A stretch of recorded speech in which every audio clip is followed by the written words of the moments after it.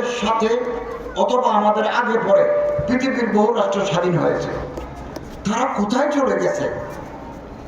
তাদের রিজার্ভ কত, তাদের জিডিপি কত, আর আমাদের কত? দেশের সম্পদ লুট করে বিদেশে যারা বাড়ি বানায় তারা জাতির শত্রু। এটা হতে পারে না, হতে পারে না।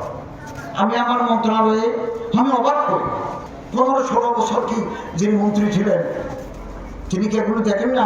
কক্সবাজারের মহেশখালী উপজেলার কালামারছড়া ইউনিয়নের মারাক্কাগুনা অবস্থিত আল ইমান আদর্শ মহিলা আলিম মাদ্রাসার 2 দশক পূর্তি উদযাপন ও আলিমান স্মারক 2 মোড়ক উন্মোচন অনুষ্ঠানত ধর্ম উপদেষ্টা হতাগিন হয়। গত পরশু চুনারুঘাট, হবিগঞ্জের চুনারুঘাটে আমাদের একটা মিশন আছে, ইসলামিক মিশন। প্রতিটি মিশনে আমরা 10টা মক্তব চালাই, যারাই নাম আশেপাশে যারাই নাম সকালবেলা আমি কোরআন শরীফ তালিম দিবেন, আমরা একটা ওনাকে মাথা নিই। একজন এমবিবিএস ডাক্তার আছে, ফার্মাসিস্ট আছে, প্যাথোলজিস্ট আছে, একজন হোমিওপ্যাথি ডাক্তার আছে।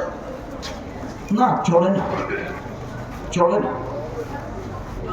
প্রতিটি সেক্টর গভর্নমেন্টের কোনো ফায়দা কিন্তু পজিটিভ আছে।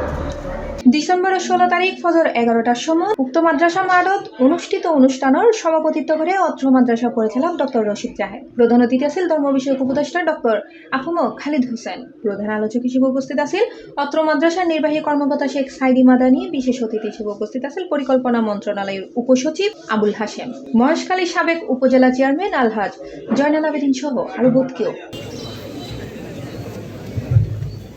ধর্ম বিষয়ক উপদেষ্টা আরো হয় দুর্নীতি রোধে সরকার বদ্ধপরিকর। ওয়ারিসের বাচ্চা কোয়ারি করলো, দেখলো যে 2টা আর বাকি কাজ আছে। কোথায় চালাবো কি করে, প্রকল্প চালু করবো কি করে, খালের ভাগ ভাঙবো কি করে, এডুকেশনাল প্রকল্প দারুল আরকাম গত 1 বছর চলে গেছে।